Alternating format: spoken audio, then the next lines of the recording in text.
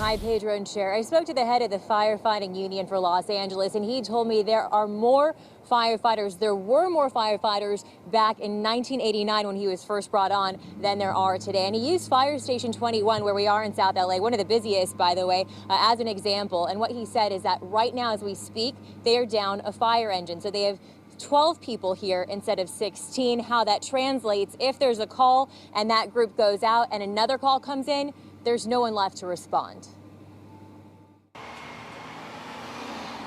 You just saw the life force respond to a medical emergency call.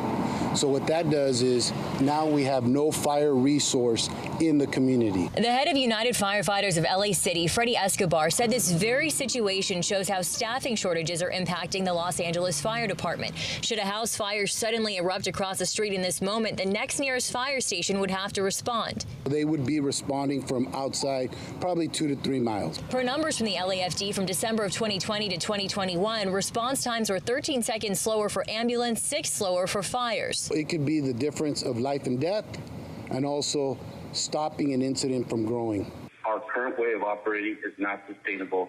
We are at a breaking point. Escobar voiced his concerns at last week's fire commission and wrote this letter to Mayor Garcetti, highlighting LA has fewer firefighters than cities considerably smaller. COVID exacerbated this with as many as 300 off work at once. Thankfully, those numbers are now below 80, but resources are still shutting down daily. Today specifically, we have 2 trucks in the city that are closed, and we have 14 engine companies closed. What does that mean to the public? Potentially, we could have a horrific outcome depending on what the scenarios are. We need additional resources. We need additional fire stations. The group Firefighters for Freedom, which opposes LA's vaccine mandate, told me earlier this month the dozens of firefighters refusing the mandate and on leave could help alleviate the shortage. All we want is all of the able-bodied employees back to work. We believe in the vaccination. We do not believe in the mandate. And to terminate anybody on the mandate is ethically, morally, and practically wrong. So far, courts have upheld the mandate. LAFD's chief wrote to his department that relief is on the way. 41 recruits graduate February 10th, hundreds more the next year. Since his swearing in, he said he's approved 22 drill towers like this one, which had been used to train more than 1,000 firefighters.